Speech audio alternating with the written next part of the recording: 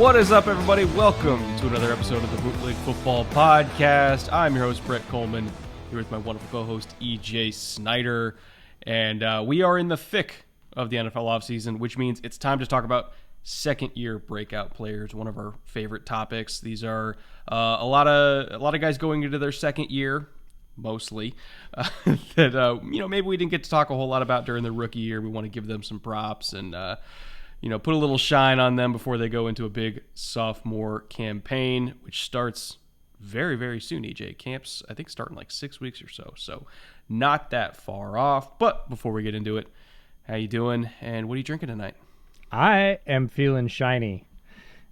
People will notice a little bit of difference here. A little bit, right? We always talk about how much your support means to the pod and means to us personally. You're going to notice a few differences in the old man cave here. We got the upgraded mic that we picked up during the draft. Finally got that shipped up to my house. Might notice a little bit of difference in lighting.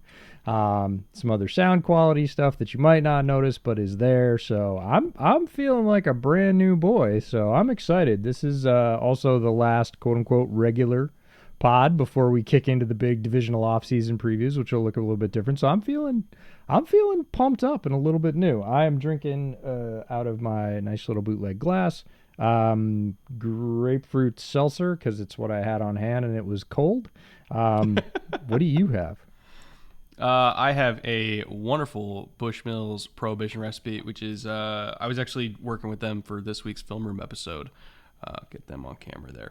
And this is a limited release they put out in celebration of the final season of Peaky Blinders, and it is a damn good Irish whiskey, mainly because it's a lot proofier than normal Irish whiskeys. And I'm a degenerate who really likes anything above 90, and this is a phenomenal, proofier Irish whiskey, which is not something you get very often. So I'm sipping on that tonight. And we have a lot of news to get to, by the way, before we get to the second-year breakout player. So I don't want to waste any time. First things first, one of my favorite Bears of all time, possibly one of your favorite Bears of all time, even though you've been watching them a lot longer than me, Akeem Hicks making his way down to Tampa Bay, filling out a defensive line rotation that was already pretty damn good. Now on third down, you're getting Shaq Barrett, Akeem Hicks, potentially still Ndamukong Suh. No, he's out of picture. I think the Hicks signing sort of finalized that. But you're getting, look, Vita Vea's got more pass rush than people give him credit for. He's not a two-down player. So if you want to put Hicks and Vea in the middle, you can do whatever you want outside of that. And they have plenty of whatever you want outside of that. So it's a scary-looking lineup. Not to mention a player that we're going to talk about a little bit later, Joe Tryon-Shoyinka, now taking a starting role with JPP out of the rotation. So that D-line has been good for several years at this point, and it's still really damn good. This was a phenomenal signing by Tampa Bay. They just keep getting away with it. They keep getting away with it. Did you catch his comments today? Akeem? No. Oh, they did sting a little bit. It's true. But they did sting a little bit. He's not telling any lies, so let's put that out there first. He said, so my first two quarterbacks when I came into the league were Drew Brees and Tom Brady. And then I went to Chicago, and it wasn't Drew Brees or Tom Brady. So you're not wrong, Akeem. He's not wrong, right? He's not lying.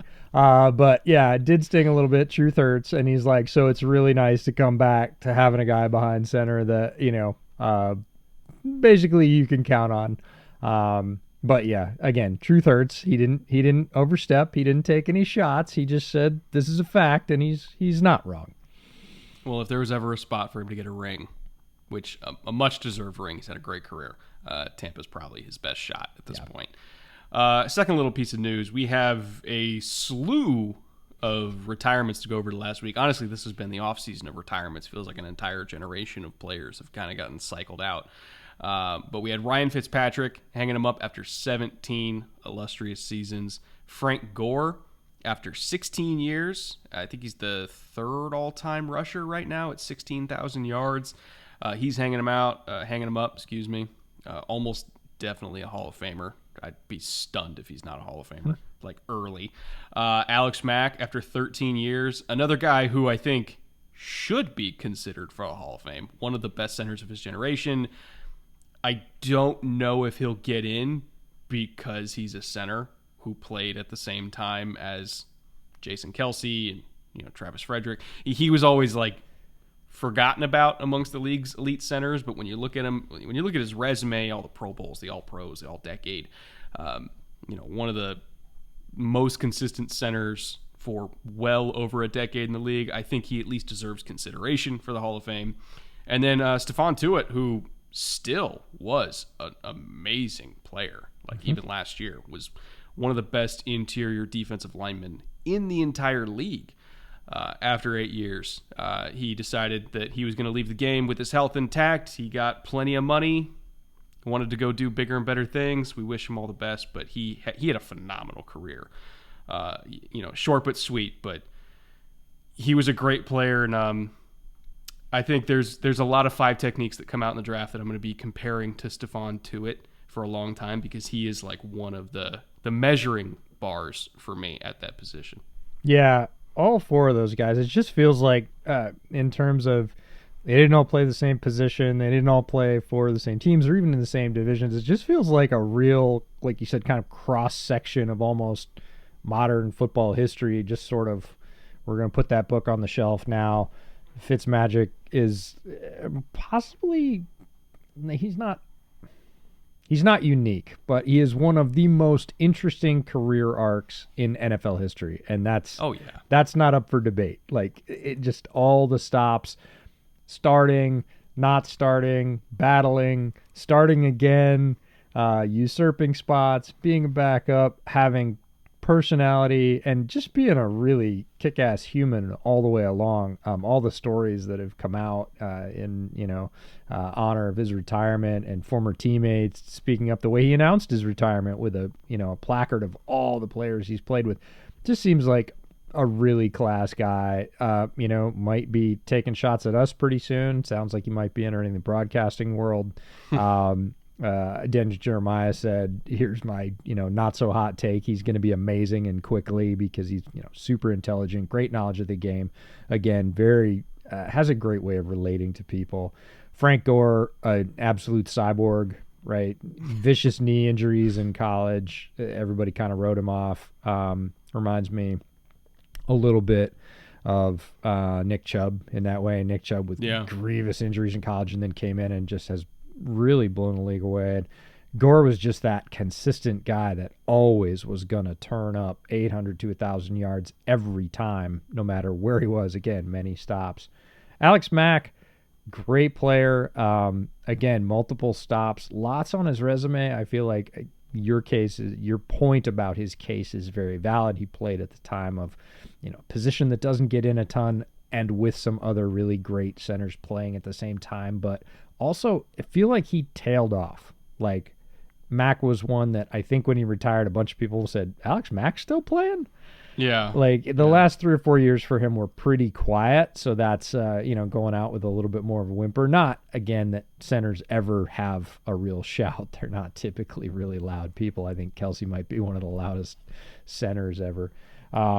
And then Tuitt was the surprise amongst that group. All those guys are, well over 10 years. Tuitt at 8. Real quality. Again, one of those sort of litmus test cases for voters as they're looking at any kind of award. Hey, he had really good, high-quality play for a shorter than typical time. How do we balance that? How do we weigh that? But you can't argue with his results, his impact on the defense while he was in Pittsburgh. 4 great players, and again, just a solid cross-section. I think about how much football is in that group, right? How much football knowledge, how much football experience, how much football skill, and all 4 of them, dropping out within basically a week is, you feel it a little bit. There's some nostalgia that kicks in, but great group of players. And then our last piece of news is much different, way more unfortunate. Unfortunately, Marion Barber passed away this past week. He was only 38. As of the time of us recording this, we don't know the cause, so we won't speculate. But I do just want to note that Marion Barber was, by all accounts, a really, really good person. But he also, to me, was one of the players that I identify with that era of the Cowboys because of just how hard he ran every single play. Like, he gave his all every single snap. Was a wonderful teammate, extremely hard worker. Like, he played with such ferocity and passion in the game. He had the best 2-yard run in the history of the sport. Yeah. And I, that sounds anticlimactic, but when you watch that run against the Patriots, like, that was Marion Barber. Yeah. He was going to give you everything he had on every single play. And again, just talking to people who knew him, he seemed like such a genuinely good dude. So it's unfortunate that we lost him so young. And it just sucks. So prayers out to his family. And we hope that his family, gets the support they need right now. Yeah, it's not great. It sounds like players that played with him knew that he was not in a great place for a while. Some of them had posted about it as early as last year, saying, I'm worried about this. I don't think things are as good as they could be on his end. Unfortunately, that turned out to be the worst case scenario. I think the best case for remembering him is the two things that you laid out. Him as the person first, and the tributes from teammates and former coaches have definitely aligned that way. And then him on the field, he was just rugged. He was a rugged runner. It was Mike Sando posted a clip of him blocking from camp where he just literally on a pickup drill annihilates a linebacker, knocks him completely off his feet to the ground. Guy rolls over, gets to his knees, and then kind of thinks better of standing up because he's like, I'm not right. And Marion was like, that and more every time. Like, that was not a strange thing if you watched him run, if you do anything on the football field. It was full speed, full throttle, full effort. And, I think that, that's something to look back on if you want a happier memory of Marion Barber and say, man, he literally left it all on the field every time. So I can have a lot of respect for that, and 38 is just way, way, way too young. Way too young. But cheers to you, Marion. Hope you're in a better place at this point. And then final piece of news on a much happier note. We do want to welcome a couple new patrons, Patreon members. How do we Patreons? Patrons? I go between patrons, Patreons. It's not great. Alex and Cole, welcome to the club. Thank you very much for your support in helping to pay for all of EJ's new upgrades that we got going here. Yeah. Really, really appreciate that. Remember, you get discounts on merch. You're going to get access to the patron-only live stream that we have going later this June, I think in a couple weekends from now, if I remember correctly. Yeah, haven't set the date, but it's coming up. A couple of weeks.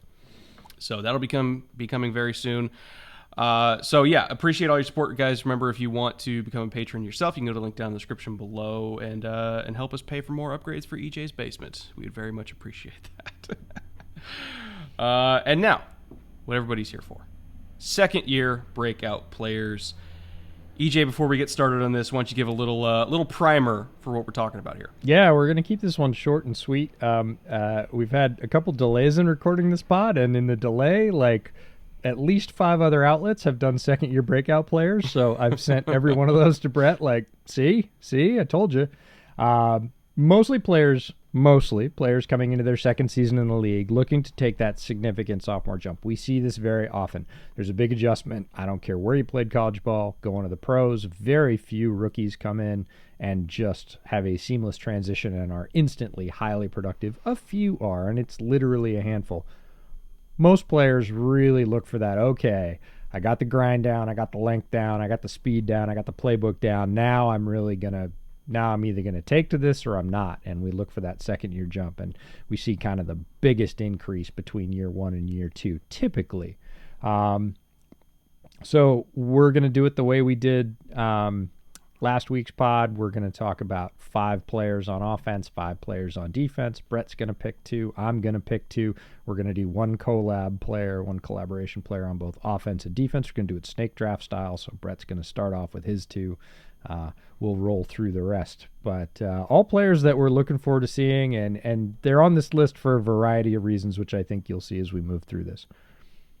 So my first player on offense is going to be Rashad Bateman from Baltimore, who, if we're being honest, Rashad Bateman probably should have had more production overall as a rookie than he did, but there were several things conspiring against him. Number one, injuries. A lot of unfortunately timed injuries. Even going back to summer, I think he wasn't even healthy going back before training camp. Yeah. So he was kind of snake bitten early on. Also, the system, let's be honest, is kind of a one receiver offense, in that I think there's only room for one pure wide receiver to get a lot of targets in that offense. They're going to be running a lot of 12 personnel, a lot of 13 personnel. Just look at the draft. They took 1 million tight ends.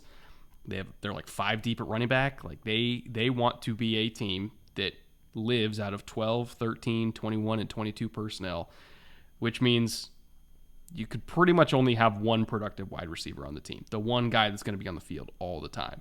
Now, last year, a lot of targets went to Hollywood Brown, in particular deep targets. And say what you want about Hollywood, he scored a lot.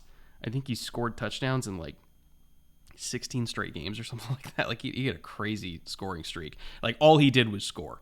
And I think Rashad Bateman is going to fill that role because he's got some deep gas as well, in addition to being a better intermediate threat, in my opinion, than Hollywood Brown. So he's more well-rounded. I think he's going to be the true number one in Baltimore, since there's nobody left to challenge him for that. I think he's going to get force-fed a lot of targets. I think he's going to be the one receiver that's on the field in any personnel grouping. He can play inside, he can play outside, so they can do a whole bunch of different creative stuff with him. They can even give him some carries in that run game if they really want to. Now, Rashad Bateman, I think, if we're trying to compare his production to some of the other second-year players that we know are already that dude, like, say, Jalen Waddle, or Jamar Chase, any of those guys, do I expect him to put up similar numbers to them? Probably not, just because of where he's playing. Yeah. But I don't think that's a discredit to him as a player. I think he just happened to end up in an offense that doesn't really prioritize wide receivers. But in a vacuum, he's an exceptionally talented player. He will be their number one. And he's going to get a lot more than he did last year, which was 46 grabs for about 500 yards. I think that he could very easily double that in year 2, which to me, I consider that an easy candidate for breakout player. Yeah, and you're not alone. This is a very popular pick for a breakout player. Seeing Rashad Bateman's ascension is in no way a unique take. Lots of folks wanted to see this in year 1. We're hoping to see this in year 1. Got off to a bit of a slow start. He's going to see a lot of targets. He's going to make a lot of catches. That's his MO. He can make them contested. He can make them down the field. He can go up and get them. The one thing in terms of, is he going to challenge at the level of Waddle and Chase? Probably not, because both the offense and the type of receiver they're not really built for yak. They'll take it, but that's not the way the system is configured. It's more point and shoot or point and catch. If he gets anything, and he will get some because he is a big physical runner and he'll break a few tackles and get some extra long runs, but it's not like Waddle running free on a cross. Certainly not like Jamar Chase just bullying people all over the field or just outrunning them. He's going to get less of that. So if he is going to challenge for that level, it's going to be really all about volume. It's going to be about number of targets, and he should have those, but he's not just going to get as many free yards as a lot of those guys. So it'll be, I think, more difficult for him to compete with those, elevated yardage totals and, flashy scoring plays, right? If you put up a 75-yard touchdown, you're getting the highlight. If you put up, 7 catches on a drive, and then, J.K. Dobbins plunges in from the 1, maybe 2 or 3 of those are going to be highlight catches, and the rest are going to go a little bit less unnoticed. So, now, my second player on offense, this one's actually somebody who had even less production than Rashad Bateman, because he was even more injured than Rashad Bateman. That's Travis Etienne, who missed his entire rookie year, unfortunately, with an injury.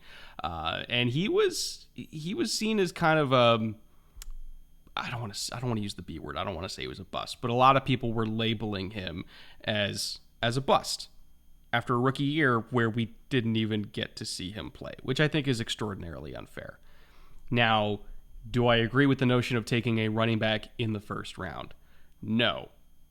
typically because that is a position that gets beat up a lot. And then, of course, he got injured. But, and this is a very large but, capital B, Travis Etienne is not just going to be a running back in this offense, which is why I think that this pick could actually end up being very valuable for Jacksonville, because they don't want to use him like Deebo Samuel, the running back. They want to use him like Deebo Samuel, the receiver, who also happens to get some carries at running back, if that makes sense. I think that his touch split is actually going to be more on the 50-50 side, where you're not entirely sure what position he plays, rather than being a guy who gets 70% of his touches on the ground and then he gets catches out of the backfield. Like, his catches are going to be, he's lined up split outside, he's lined up in the slot. Like, it's not just going to be dump offs, it's going to be actual routes. They're going to be using him as a wide receiver that also gets carries in the backfield. He still might be labeled as a running back, but I do think that his role is going to look very similar to, quote-unquote, the Deebo role, just with a different label on it. And that seems to be what he's excited to be doing as well. He's made some comments about that, about how he wants to be their version of Deebo. And remember, in the last half of the year, Deebo weirdly started getting more touches as a running back than as a receiver. I think it might be a little bit more flipped for Etienne. So I think that he is one of the more fascinating second-year players, because I think people that aren't paying attention to how Jacksonville is gearing up to using him, they're seeing him as, the other guy behind James Robinson, and it's so much more than that. He's going to be on the field with James Robinson doing things other than running the football. He's going to be the guy that I think they wanted Laviska Shenault to be. And not that I'm totally out on Laviska, but I think that they are going to end up occupying a much more similar role than people think, even though they have different letters next to their name. I don't think you're wrong. And this comes from even last year under the last regime, which kind of obviously had no idea what they were doing. But in camp, before he got hurt, there was a lot of this. He's not just going to be a running back. Because everybody's like, oh, he drafted a running back in the first round. They're like, nah, not really. Everybody was like, what? And it's, oh, no, we're going to use him on routes as a wide receiver. We're going to line him up. We're going to put him everywhere. He's going to be the everything back.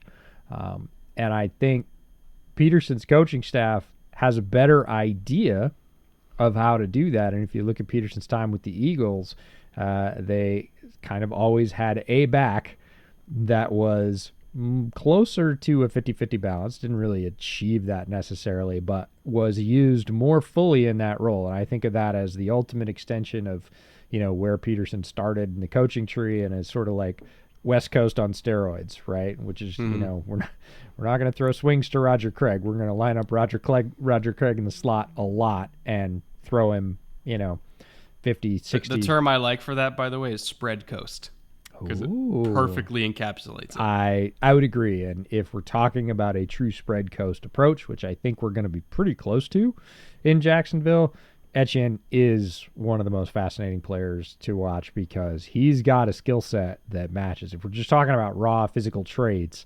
you don't need to try and pigeonhole him. He, with the ball in his hands, you can't tell the difference. He's that kind of fast, sudden, explosive in terms of quickness. So it'll be really interesting to see how much of that morphs, but I agree with you that he's absolutely going to be on the field with James Robinson and doing different things. All right, EJ, I'm going to let you get on your soapbox. Tell us all about your man, Justin Fields. It's going to be a very short soapbox, which is Matt Nagy's gone. Matt Nagy had no idea what he was doing. And I'm bummed about that. I was excited when Matt Nagy was hired as the Bears coach, as were a lot of us.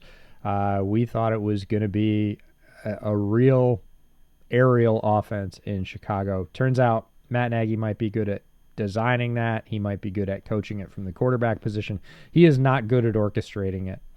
Neither was the rest of his staff. And all you have to do is look at Justin Fields' tape from last year to truly, deeply understand that Nagy and his staff were wildly overmatched and didn't make the adjustments they needed to. If you look at the first start that Justin Fields was given, it almost looks like it's pretty easy to make a case that they were trying to prove the point that Justin shouldn't be playing. Like, we're just going to stick him in almost there. malicious. We're going to make him do a lot of things he's uncomfortable with. Oh, by the way, we're not going to give him any protection, and he is going to get lambasted. He is going to get smeared all over the field. It was super painful.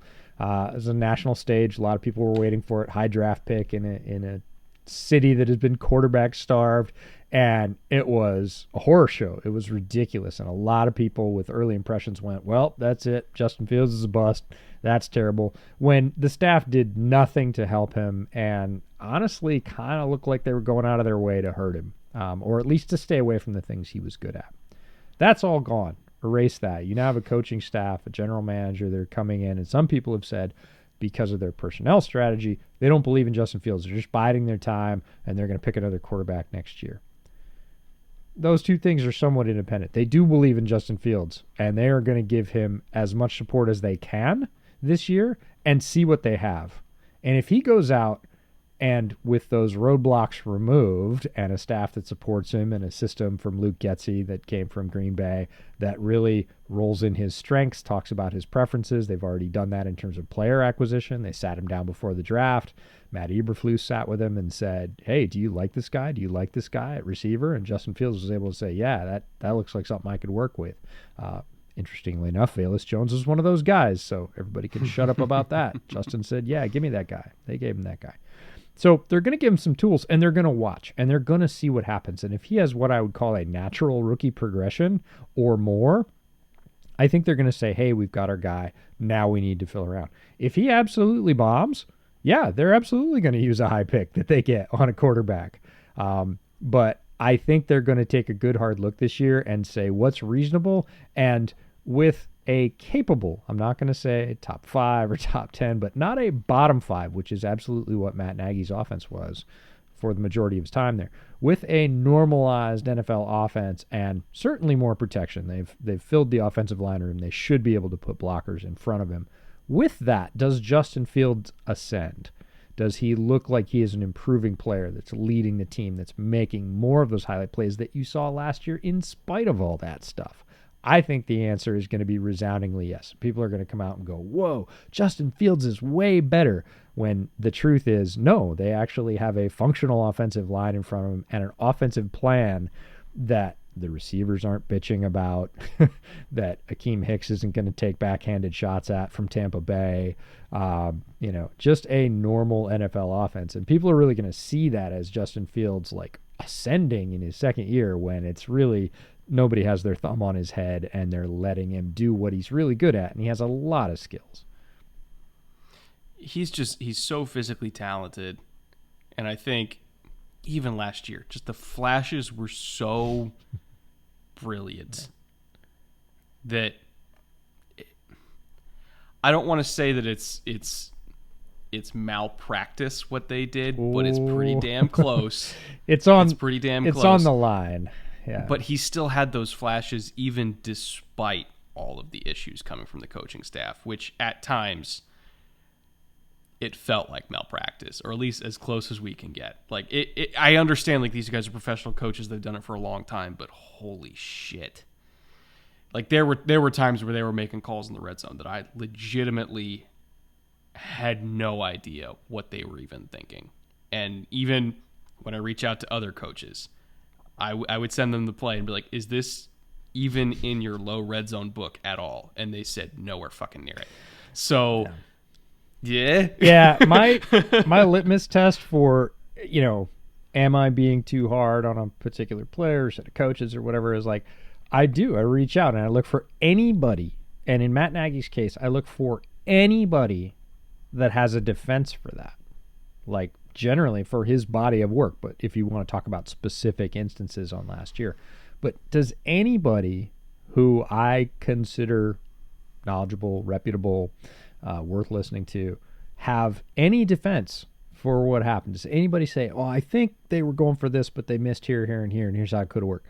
I've never seen anyone, like literally no one, offer that kind of defense for Matt Nagy. Everybody just kind of goes, it ranges from I'd rather not talk about it to anger-inducing. oh my God, have you seen this? And I'm like, yes, actually, I'm both a Bears fan and an analyst. I've seen way, way, way too much of it. I know exactly what you're talking about. And yes, it looks that way to me as well. They called 4 verts from their own 12-yard line on like 3rd and 11 against a double mug look. Yeah, with no protection. And they just let him get run over. And it's, what are we doing here? Why? Yeah, there were a lot of why moments last year in Bears And football. it's like you could say like, oh, it's on the quarterback to get out of that look, and it's at the same Your time rookie it's, quarterback in like his second or third start with no protection. Yeah, it is, but so why are you making that call in the first place? I think a lot of roadblocks removed. We're going to get a cleaner look at what he can do. And your point is super well taken that despite all that malpractice and garbage and a crappy system and little protection, he still had transcendent flashes. You could see it. And I think we'll see it from here. So I'm really excited about year 2. Who's your number 2 on offense? My number 2 is not that actually much different than your number 2. It's Kenneth Gainwell, the running back for the Eagles. And you might say, well, I don't think Gainwell's even going to be the lead back for the Eagles. And you're probably going to be right. Like, I think Miles Sanders is incredibly talented and will be the primary runner, much like James Robinson will be the primary runner in Jacksonville. But that's not really what they want Kenneth Gainwell to do in the Eagles offense. So as a rookie last year, he played in 16 games. He put up 68 rushes, 291 yards, and 5 touchdowns. You might say, well, that's not great. Well, it's not great, but it's not terrible. It's 4.3 yard average for a rookie. But he also put up 33 receptions for 253 yards and 1 touchdown. So that's 7.7 yard average receiving for, again, a running back who's out doing things in the receiving game.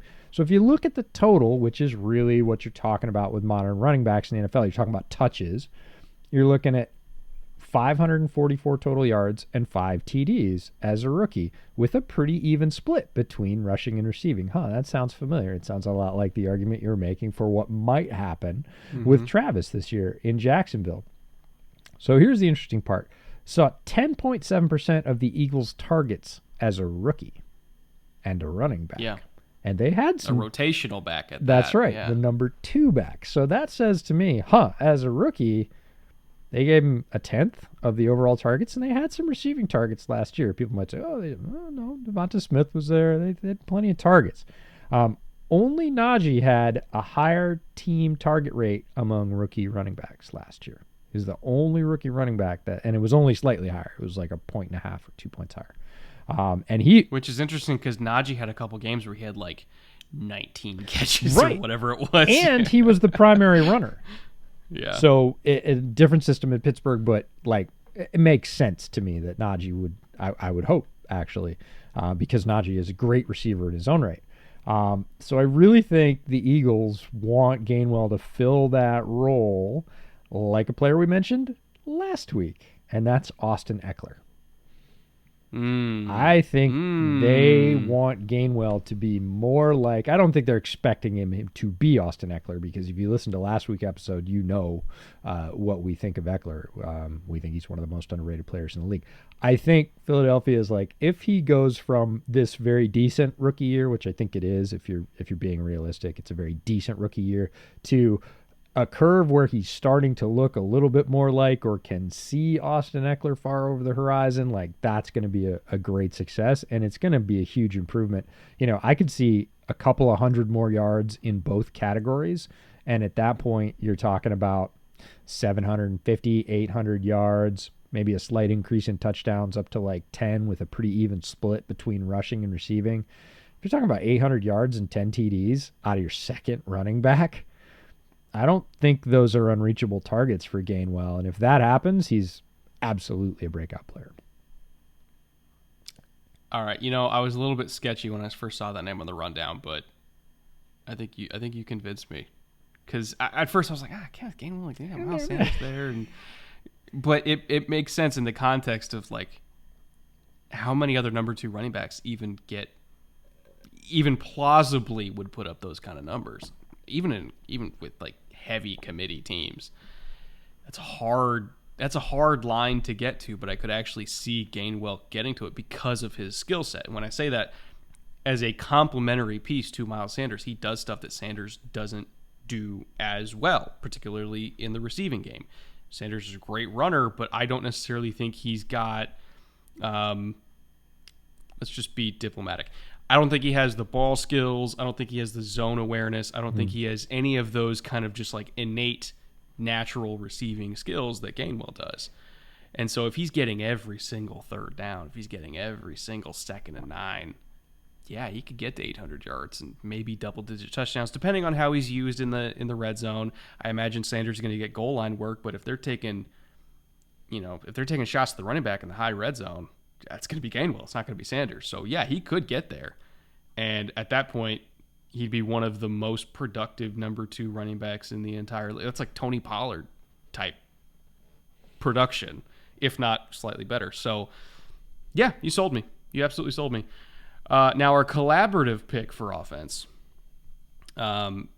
we did kind of allude to it a little bit earlier, but I want to go back to the Jacksonville well. This is going to be Trevor Lawrence, and I think you and I both agreed that if Trevor Lawrence was in a situation that was not run by Urban Meyer last year, I think we would have seen a Trevor Lawrence closer to what was maybe advertised at Clemson. If you're just going off box score, he did not have a good rookie year. In fact, he had a pretty terrible rookie year if we're just going off stats. But if you watched the Jaguars, if you watched him scratch, claw, and fight and do everything he could to drag that situation through games every single week, you saw an ultra-talented player that made some truly incredible throws. And as the season went on, you started to see more and more, especially after Urban was gone, when things were stabilized a little bit. You saw more and more the flashes of, okay, there's something there. And then the Indy game happened. And that was the game where I was like, all right, we're good. We're good. I've seen it. I've seen that he can do it. I've seen it once. You get him a coach that can get him to do that every week. We're good. And I think they did that with Doug Peterson, and obviously they're investing a lot in weapons and offensive line, everything like that. I have more confidence now in Trevor Lawrence, weirdly, than when he was drafted, because of everything he went through as a rookie, and he still had that last game against the Colts to knock them out of the playoffs and played phenomenally well. I'm more positive on him than ever, which is saying a lot because it's Trevor Lawrence. All the same arguments I made for Justin can be made for Trevor in the exact same situation. The staff did not do a lot to help him. He still showed flashes despite those things falling down around him. He is uber talented. If you just remove the roadblocks, I don't even care about giving him a bunch of Band-Aids. Like, if you just level the playing field and say, we're going to give you a system that is, mid-pack in the NFL, we're going to continue to build your offensive weapons. We're going to get you a little bit more protection. All the exact same things I said about Justin can be applied to Trevor. It's a different situation, but it was very similar in a lot of ways. And to me, it broke down into 3 sections for Trevor Lawrence's rookie season. There was games like 1 through 6. And although the results weren't great, if you're box score scouting, you're going to be like, those aren't good games, EJ. They weren't, but there was at least one flash in every game in the first 6 games. He looked like a rookie quarterback figuring it out, and he did at least one thing in those first 6 weeks every game that made you go, oh, yep, there it is. Not everybody can do that. There's something there. They gotta shave off all the rough edges, but it's there. And then things got toxic, and Urban was still there, and that's the middle section. So the first section was the first 6 games. The next section was from then on until Urban left, and it was bad. That section was just bad. Trevor started to press a lot. He realized how awful it was, and he was like, I'm sure he felt a massive amount of pressure. I've got to make this happen. When rookie quarterbacks start to do that, typically the results are pretty typical to what we saw. The wheels fall off. They fall off badly. There are a couple of games in there where you didn't see those flash plays at all because he was making terrible decisions. He regressed in that next stretch of games. Finally, things got bad enough They jettison Urban Meyer. It takes about a week for them to kind of go, okay, different plan. And then you start to see him kind of get back on that path he was on in the first 6 weeks, make some plays. And it culminates in the Indy game, and you go, yeah, okay, that's what it looks like. Make that a little bit better, polish that up, add some weapons, add some protection, and we're good, we're rolling. I think Peterson's staff is going to be able to do all of that. So I'm looking for a very similar jump out of Trevor in Jacksonville that you're going to see out of Justin in Chicago. Now, moving over to the defensive side, you're a dirty, no good, rotten cheater. Yes. But I'm going to give you a pass for this one because technically it fits. Yeah, if we're counting it up, it fits. This is Jeff Okudah, the cornerback for Detroit. You might say he's not a second-year player. Well, if you're counting up accrued service, yeah, he's still probably not. He is a second-year player. It's officially his third year in the league. His first year was a lost year. He has said openly that Matt Patricia's staff did not coach him. They were just like, go out there and play, which is a terrible way to handle a rookie, even one of the most talented rookies of his class coming out. He was pretty much consensus CB1. There weren't very many people that didn't have him atop the cornerback board. So I'm going to cheat because I think he can be really good, and he can be really good because of his spot now, because of the changes. He started to look pretty good last year, played just a very few number of snaps. I think it was like 48 snaps total last year, and he tears his Achilles. First game of the season, I think, if I remember correctly. So, or like first quarter of the second game. Like very few total snaps. But he was looking pretty good. He had some PBUs. People were saying, no, he looks like he belongs. He looks like he knows what he's doing. He looks like he's comfortable. And he's said all those things since Aaron Glenn came to town as the DC. Aaron Glenn, a former defensive back in the league himself, understands what to do with very talented athletes. And Okudah was vibing, like, for lack of a better term. He was in it. He was digging it.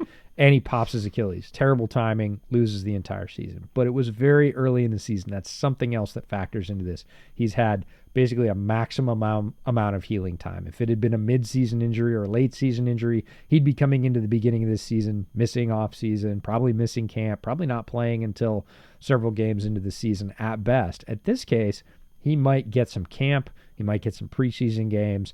Recovery is going pretty well. He started multiple motion training. So I'm still holding out hope for Jeff Okudah. He's an incredibly talented player in a very good situation, one that we would be excited about by all accounts.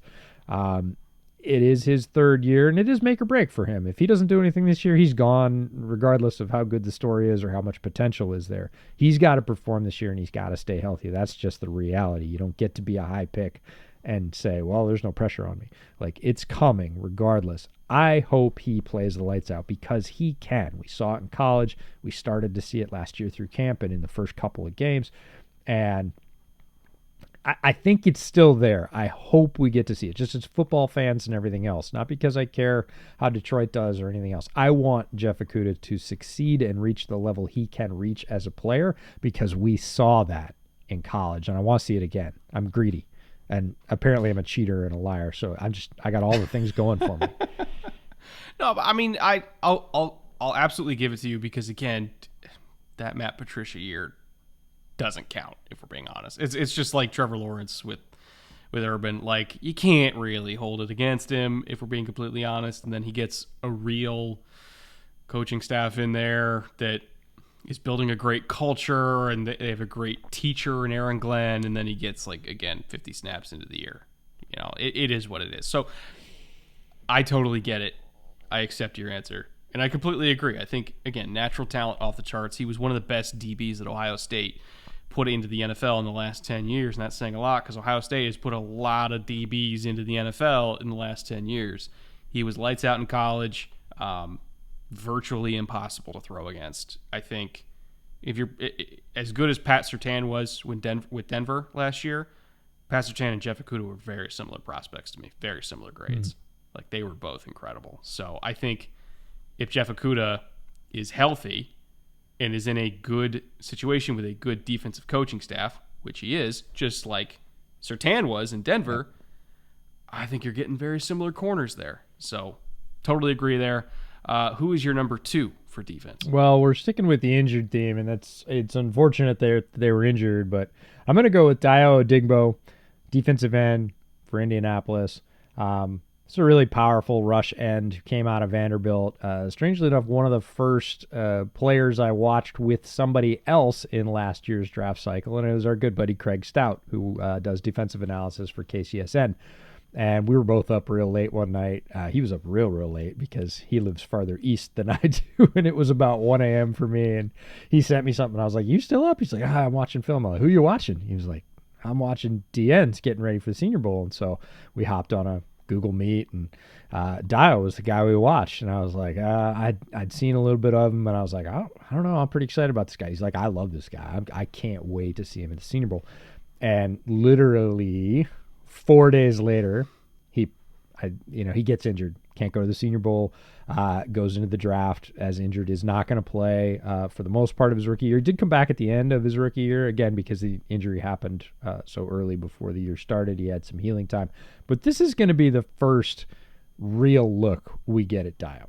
Like, this is going to be the first full-strength look we get, and it's also an excellent landing spot. We talk about this in the draft all the time, like what's their path to playing time and what's their fit with where they're ending up, and what he does fits really well with what the Colts want their defensive ends to do. Who knew? Chris Ballard's a decent GM. He's picking players that fit the system, which is awesome, but he's had his full year to heal. He's a great fit with roles and responsibilities where he landed.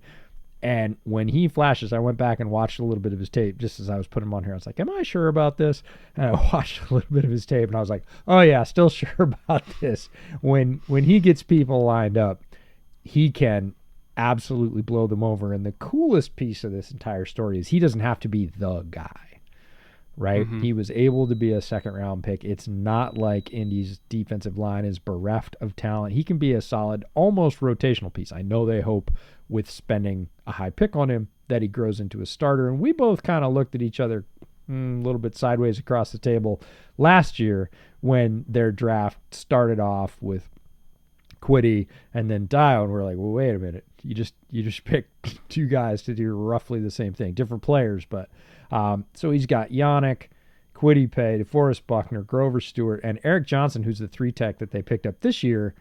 And that's a really talented bunch. He doesn't have to be the guy that carries the load defensively. He can be another guy that comes in and waves and just beats up on tackles who are already getting beat up on. So I'm excited about his prospects. If you can't tell, his year 2 campaign should be a ton of fun. We got a little bit of a flash of what he could do as he came back at the end of last year, but I'm ready to see full go, and I think a lot of the opponents probably aren't ready to see full go. They don't want to. Well, he fits a very, harmonious skill set with their other rushers. Because you look at Yannick, pure speed guy, very good at working the edge, very good on stunts and games. He's got that huge kind of, Euro step into a chop that he works outside, very similar to Shaq Barrett. So if anybody's going to be the guy that wins at like a 7 to 8 yard depth in the pocket, it's going to be Yannick. So they don't need another speed rusher. What they need is a guy who can go through the tackle and kind of maintain that next layer down in the pocket so that when the quarterback inevitably has to step up away from Yannick, somebody with length and power that can disengage inside and finish the job, that's Dio. And then, oh, by the way, if he doesn't get there, DeForest is coming up the middle, Grover Stewart's pushing the pocket, Eric Johnson, Quiddy, like another guy who's got great power. So, he complements what Yannick brings because they don't occupy the same space. They kind of take up, if you look at pass rush as layers, they take up different layers of a pass rush. He's going to be the guy that wins at like a 5 to 6 yard depth, while Yannick wins at like a 7 to 10 yard depth, depending on, the offensive concept and how deep the quarterback's dropping, everything like that. So he fits the zipper action of a pass rush, specifically the Colts pass rush, very well. Now, my first guy in terms of second-year breakout players, another guy who got a pretty good amount of snaps as a rookie, but I think he's going to get even more this year. And that's Pete Werner for the Saints. They let Quan go for a reason, and it's because they have Pete Werner. He is an absolute destroyer of worlds against the run, more functional against the pass than I think he's given credit for. But in terms of, being that human Coke machine that just absolutely blows everything up in between the numbers, that's Pete Werner. He's got range. He's got physicality. He's got the ability to get off blocks, diagnosis quickly, hell of a blitzer as well. Dare I say, he has a very similar skill set to the guy that he's learning under, and that's Demario Davis. And I think that, he's not Demario. I think eventually he could be Demario, which is about as high of a praise as I think you can give to a linebacker, because Demario is one of the best of his generation. I think Pete Werner can be that guy. And he was a guy that wasn't getting all of the snaps as a rookie, and now absolutely will, because Quan is gone. I think he's going to be a phenomenal piece for them, and one of the more productive second-year linebackers in the league. And this was a very talented linebacker class. Now, my number 2 is somebody who I think you and I both agreed when he came off the board at 32nd in the first round that it was an absolutely stupid pick. And by that, I mean it was stupid that he was still even available. And this was Joe Tryon-Shoyinka. And I distinctly remember both of us being like, why did he fall that far? And moreover, why did the NFL let the Bucs get him? Because they were already so deep and already so talented. They didn't even need him. They took him just because he was there. This is a dude who has length, he has power, he has positional flexibility in the sense that Washington played up right over by you, 20 minutes away. Yep. They put him at 3 tech, they put him at 4I, they put him at 5, they put him at 6, they put him at Ghost 9, they put him everywhere. And he won in a variety of different ways. He was playing next to Levi Onwuzurike, if I remember correctly, was their nose, and they did a lot of 3-man fronts where he didn't even get to rush the passer, so they didn't even really get to show off what he could do. But when they let him go, he dominated people, and he fell to 32, and it made no damn sense. It made no sense at the time. It still doesn't make sense. He's getting full snaps now because JPP's gone. He's incredibly talented. I think he's going to be a double-digit sack guy, and that's saying a lot because there's not very many of those in the league year to year. He's going to be one of them, in my opinion. Yeah, it's like 10-year starter. Double-digit sack guy is like automatic 10-year starter. I'm like, do you know how many people start for 10 years in the league? Like, it's a very small number. So double-digit sack guys, it's kind of like, I think it carries over with running backs too. And they're like, oh, he's going to get 20 carries. I'm like, you know how many running backs got 20 carries in the league last year? 1? Yep. No, wait, no, 0. I think it was 0. Taylor was like just I under think it was that. 0 last year. It was 3 the year before. So like that, those are just tropes that people throw out. Tryon-Shoyinka, there was a bunch of reasons why he dropped. One was he'd opted out for the COVID year, so they didn't have any recent tape. 2 was his usage at Washington. A lot of times they lined him up in a 4 or a 5 and just ran him into people. That was his job. And that resulted in, depending on the play, doubles. There are a lot of talented tackles in the Pac-12, and he just didn't see as many flashes. And he was young his last year in college because he skipped. And so if you were paying attention, you were like, okay, there's flashes there. Okay, the usage wasn't great. That could be maximized or made more efficient at his next stop. And then what he did on his year off was completely transform his body. He got dead serious about nutrition. He added, by the look of it, like 20 to 25 pounds. It was all muscle. And all of a sudden, if you were like sort of adding those things up, you're like 32? Like, I don't think so. If you use him a little bit better and look what he's made himself into, now you give him some pro coaching. He's got speed, he's got length, he's got power. He's shown flashes already, and now he has more tools to make those flashes happen more often. Yeah, that's an easy stamp for me. Going back to Pete Werner. Pete Werner's a little sneaky, and I don't mean sneaky athletic. I mean a little sneaky in that there were 3 linebackers coming out of Ohio State last year, and Werner was the one that people either kind of slept on or just outright didn't pay attention to.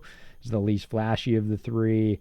And, Saints benefited from that because his skill set was more limited in some ways than Baron Browning. And they weren't going to use him that way, but they knew they had a plan. They were like, nope, he's going to do this for us, and he's really good at that. And it reminds me a little bit of Denzel Perryman, right? Ooh, good pull. Is like, I was low on Denzel Perryman because he was only good at what Pete Werner was good at. For Pete Werner, I kept getting that little voice in the back of my head that was like, I think he's going to be a better pro. I think he's going to be sneaky good, not sneaky athletic, but he's really efficient. He's in the right place. You always want to see that from a linebacker, no matter of role or assignment. And he's effective. Like, he finishes plays. Yes, more running plays than passing plays. Yes, more between the tackles than outside. But again, doesn't get quite enough credit for playing in those areas pretty well, like holding his own. And I was just like, it just felt like the value was really strong with him. Obviously, they thought so as well. They picked him up, and he played even better than I expected. And I think I was higher on Werner than a lot of people were. So again, arrow pointing solidly up for Werner. It's interesting that you mentioned Perryman, because Perryman was also a second-round pick, and he's been in the league for 8 years now. And he's gotten better. The thing that it makes me as an evaluator go back and look at that choice is like, why were you low on Perryman? It's because he's a hammer. Like, coming out, he was a hammer. He was a hammer between the tackles. Like, he was a hammer in the box. He was the anti-run guy. And everything else was pretty limited in his college usage. Turns out, again, he can do more than that. It was a slow curve for him. For the first couple of years in the pros, he didn't do more than that. It wasn't like Werner. He wasn't kind of getting sneaky effectiveness. It was like, I'm good at this, and the defense had to game plan to keep him in his lane, right? Because if they allowed the offense to get him out of that lane physically or outside, they were getting a win, right? And it almost didn't matter who you matched up on him. Now, he has continued to improve. He didn't plateau after that second year. He continued to sort of build his game. Last year, he had one of the most effective years in the league at linebacker in terms of efficiency, and it's because he's continued to round out that game. Again, landed in a good spot where they know how to use him, but he's also added some tricks to his bag in the time, and it makes me go back and go, okay, again, focus on what they can do. Don't discredit them quite as much for what they can't do, right? Again, just focus on the positives and then see if you can. I just said, look, you're going to have to hide him coming into the pros when we're talking about Perriman. Werner, I felt like, had a little bit more versatility, but again, it was really focused on, we're talking about running backs, now we're talking about receivers. Like running backs, oh, it's really focusing on carrying the ball. Well, now we've got these guys that split. We want the same thing in linebackers. Oh, they got to be good in pass coverage. We say that all the time. I think Werner's got the ability to keep growing, and again, he started hotter than I think maybe either one of us thought he was going to, so really looking forward to seeing what he does in that second year, because if he was that comfortable as a rookie, like, okay, more please. Well, it's funny you bring up Perriman as well. You know, had a good year for the Raiders, but his teammate is our actual last defensive player here, and that's our collaborative pick. This is somebody who we thought very hard about last week when we were doing the underrated players, but we decided to go with a different nickel instead, and that's Nate Hobbs, who, as a rookie, was one of the 5 best nickels in the entire league. And again, that is an extremely hard position to play. There's so much that goes into being a nickel in terms of being involved in the pass rush, being involved in run defense, being involved in coverage, all the different stuff you have to do. On one play, you might have to carry, Tyreek Hill down the field as a number 2 and keep up with the guy that runs 4-2 with limited and or no safety help. And the next play, you're blitzing off the edge and, trying to get Patrick Mahomes on the ground, which is a lot easier said than done. Good luck. Good luck. You got to be able to do a little bit of everything. And Nate Hobbs does a little bit of everything. He blitzes well. He plays the run. Very short tackler. Way better in coverage than I thought he would be as a rookie. Like, he was a day 3 pick, and I agreed with his grade coming out. But he played better than a lot of DBs that, like, even if they were taken in the first round, he would have exceeded expectations that I had for a first-round DB. And I believe he was a 5th rounder, if memory serves correctly. So he had a phenomenal rookie year. And I think that the arrow is only pointing up because he had a phenomenal rookie year on the 2021 Raiders, which, as we know, was a very difficult situation for a lot of people. And so, including for himself, by the way. Like, he also went through some stuff. So I think that the arrow is only pointing up for him on the field. We'll see what happens off the field. And I think that year 2, he could go from being one of the 5 best nickels in the league to maybe being one of the 2 or 3 best nickels in the league, which at that point we're talking about a DB that should be considered among the top tier at any position. There are a bunch of simple truths about Nate Hobbs, and one is that he wildly exceeded all expectations, and I don't care who you are. I don't even care if you're the Raiders scout that banged the table for him. Whenever they picked him, he played better than you thought he would. Let's just be honest about that. Mm-hmm. Yeah, he could go from top 5 nickels in the league to top 3 this year, and I wouldn't blink. And the last one is he is an unmitigated steal. Like, the value of that is, it's not immeasurable. It is very hard to measure. To say we're going to take what is essentially a flyer on a guy late. He is going to come in one of the more difficult positions in his rookie year, which is a difficult transition anyways for any player at any position. And he's not just going to hold his own and be like, well, we kind of like what we're seeing on tape. There's some improvement there. We think we got something. No. He's going to blow the doors off as a rookie, wildly exceed every expectation, and really be a piece of your defense that you come to count on very quickly. The Raiders, a roller coaster ride on and off the field last year.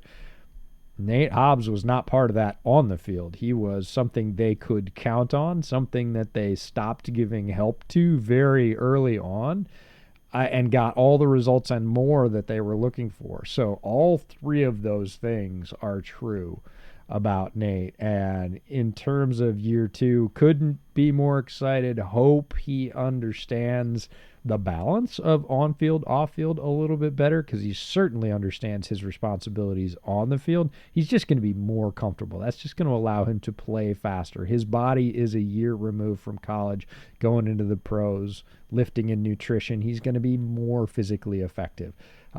There's so many reasons he could be better. We all know that lots of funny things happen in the NFL. There is no guarantee that will happen. Sophomore slumps happen as well. I hope he avoids it, because he was such a revelation. Like, he's a guy that kind of caught our eye early, and then if you went back anywhere in the second half of the season and ended up either going to a Raiders game or watching somebody against the Raiders, maybe your team, maybe another team that we were watching for the weekly it's like, holy cow, wait, what? That's Hobbs? No way. Like, they get mixed up and there's a scissors coverage and you're like, I thought that was Casey Hayward. What? You're confusing? And then he's flying out of nowhere from off screen to break up a pass. You're like, how do you even get you're there? confusing Hobbs and Hayward, and I have a lot of respect for Casey Hayward, because he is a very successful professional football player and has done it for a lot of franchises. If you're confusing those two on tape and one of them's a rookie, Hobbs is in the right neighborhood. He's doing the right things, and love the growth, love the value. Raiders fans should be just like patting themselves on the back. Like, this is an outright win from a season that had them sort of few and far between. Now, honorable mentions, we actually have a lot. We got a bunch. Because this was a very, very, very, very talented rookie class. And to be honest, some of these guys you might even already consider to be breakout players based on how they played as rookies. But at minimum, I think their sophomore years, arrows only pointing up. It's going to be Caleb Farley from Tennessee, hyper-athletic corner prospect. Aaron Robinson from the Giants. Peyton Turner from the Saints, who was like edge 3 for me in the class last year. I think he's going to take a big leap this year when you consider his talent. Asante Samuel Jr. was making plays all over the place. I think he's only going to get better for the Chargers. Tevin Jenkins, now that he's healthy and has dropped weight down to 325. Yeah. And he's back at his right tackle spot, which and he's back at really right tackle. think those two things, obviously health is huge for him, but that return to right, I was strongly of the opinion he should have stayed at right. I was genuinely surprised when they rolled out the notion, we're going to make him a left tackle in his rookie year. I was like, okay. Yeah. I just thought it was fascinating that it's like, oh yeah, he dropped like 15 pounds or something like that down to 325, and I was like, minus 15 is 325. Like, holy shit. Trey Lance also on their list of honorable mentions. I still hold ever hopeful considering his talent. Ever hopeful. Not that I've ever been burned by the 49ers offense before. Don't know what you're talking about. Never happened. He said facetiously. Sam Cosmi is one of my favorite tackle prospects last year. I think he's in for a big year too.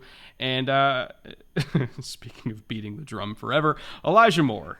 We're just could not go. We're just gonna keep beating that drum until he's out of the league. I don't care what he ever achieves. We're gonna be like, but Elijah Moore could do it, and it's true, he can do it. But there's so much about situation. We're both hopeful. We want to see that very badly. Cosmi had it last year. We did see it. Right, he played really well in the middle stretch of the season. There, he was showing it. He was doing it. Trey Lance, we believe he can, but lots to do. There's so much more talent there. I think we all feel a little bit robbed if we don't get to see it, because we know what Jimmy can do. We're not even sure Jimmy's going to be there. So if that's the case, that would be cool. If they cleared the decks and said, Trey, it's your team, I would be. I don't know. My excitement for the 49er season would ratchet up. I think if the shoulder injury for Jimmy wasn't a factor, I think he'd already be gone. It's funny to me that we could probably do a whole show. I'm sure we could do a whole show about Jimmy G and Baker and a couple of other quarterbacks that we were pretty sure would be for sure moved right by now in a low quarterback draft class year, but haven't been. So that's a fascinating little turn of the season. Asante Samuel Jr. He was a playmaker already. Just want to see that continue, really. It's not like get better. It's like just continue playing at the level you're playing just at. Keep doing what you're doing. Perfect. Peyton Turner, tons of physical talent there. And again, New Orleans, there's a change in the coaching staff, but they've been historically very good at developing off athletic defensive line prospects. Aaron Robinson, I'm really excited for. I was super high on Aaron Robinson. I thought he could play inside or outside. Looks like he's going to get a lot of run with James Bradbury moving on. Like, that was one of the factors in the Giants letting James Bradbury go. One was salary that we talked about. The other is they're pretty high on Aaron Robinson, and I'm excited with the coaching staff, especially that Dable put together. It's good on both sides of the ball, but it's very good on the defensive side of the ball as well. Like, Aaron Robinson is one of those, keep an eye on Aaron Robinson. He's a great player coming out. He's got positional versatility. He's got great coaching staff on the defensive side now. And Caleb Farley, wildly talented, was injured. Didn't get a lot of run last year. Just want to see him full go and see what he's got. Yeah, so it's a really, really talented class. And as good as some of these guys were in the top 10, we could have put in an entirely different top 10 and they all would have easily made sense. In fact, we probably could have done that 5 times over. And we had easy 25 names in the bucket when we started. Like, if you're like, my team's it was hard to narrow it down. My team's favorite player didn't make it. Yeah, you and a lot of other folks. It's not because we hate your team. You can say that if we want. We're fine with it. But that's not the reason. The reason is it was difficult. This is not like, oh, these are the only guys. It's like, well, I can do this guy or this guy or this guy or this guy. And, we wanted to cut it down to 10. And, put your favorite names in the comments. We love seeing them. We love seeing the arguments for why they should have been there and the passion for supporting them. Go ahead. We don't take that as a slight. Just hope you like the content. And I love the discussion in the comments. I might be a sicko, but I think our comment section is pretty healthy. So feel free. Chip in your favorite players that we quote-unquote missed or hate your team about. We'd love to see them. The only team I hate is my own. Yeah, well. Because, God damn, they make it so hard to be a fan. Isn't that true for most of us? I feel like I can't go on Twitter without being, come on, guys. Really? You did what? That's legal? No, probably not. Not okay. If you did it. Really good indicator it's not legal if you did it. Yeah. Oh. Anyway, what's next, DJ? throughout summer. We got a lot coming up. I'm jazzed. This whole setup was actually going to debut. I didn't think all the stuff was going to get here, quite frankly. So it was going to debut for the divisional, but I was able to get it done early. It all came together pretty well. So I was like, well, we'll roll it out for this one. But as different as the man cave looks, the divisional previews are going to look just that different and better, quite frankly. We've seen sneak previews of what the mock-ups are going to look like in terms of some of the graphical treatments, and obviously we're writing the agendas and the organization there. I'm sick. peppy. I can't wait for people to see those episodes. I think they're gonna shock and awe is a good way to put it. There's gonna be a shift. If you like what we're doing now, it's just that to 11 or that on steroids. I can't wait. I'm just reminded of the Jets clip. Can't wait. It's going to be weird to get 5 episodes a week for like 2 months. I think bootleg fans are going to be very disturbed by the increase in pace. They're not going to be used to it. If I know anything about bootleg fans, they're going to be disturbed when we stop. Yeah, when we go back to one show week during the season, they're going to be like, whoa. You demonstrated clearly you could put out 5 hours of content a week. We are going to be just the opposite of hitting your hand with a hammer. You know what the best thing about hitting your hand with a hammer is? When you stop. We're going to be the exact opposite of that. When we stop, everybody's going to be like, wait. Where's my bootleg fix? So, and that's, the best possibility is wanting to, leave them wanting more. Our patron-only event is going to come up mid-June. We'll contact the top 2 tiers of patrons about when that's going to be. We'll definitely shoot for a weekend. Some of you have requested a Sunday. We might try and do that if we can. If not, we'll try and pick the best possible time. We know everybody's not going to make one time, but we're really looking forward to that. We had a ton of fun the last one we did. Looking forward to the interaction, the questions, your reactions to all this. I can't wait to see how you're feeling about it. You tell us in the comments every week, but it's a little bit different in person. And then 2022 NFL season, man, we're gonna start seeing camp right after we finish up the divisional previews. There's gonna be all those headlines, late season or late off-season trades right before the season starts, and then we have even more queued up for the 2022 season. So it feels like it's gonna roll from now all the way through the next draft with no break, which is a little intimidating, but also awesome. We should thank our executive producers and get the heck out of here because we got work to do.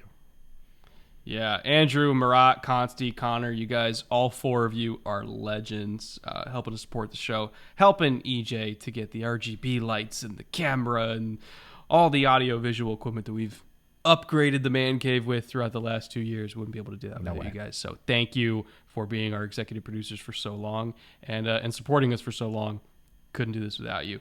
And with that, my friends, it is time to go. We'll be back. I can't remember which week we start the division previews relative to when this posts. Yeah, they're coming as soon as we can crank them all out, because it will be 5 a week. Yes. 4 teams Monday through Thursday, and then a divisional wrap-up show on Friday. So 5 bootleg shows a week. That's what we're shooting for. Just be aware that as soon as they start, it's 40 episodes basically. Fire hose. So, yeah. So we'll see you all very soon with that, and until then, later. Take care.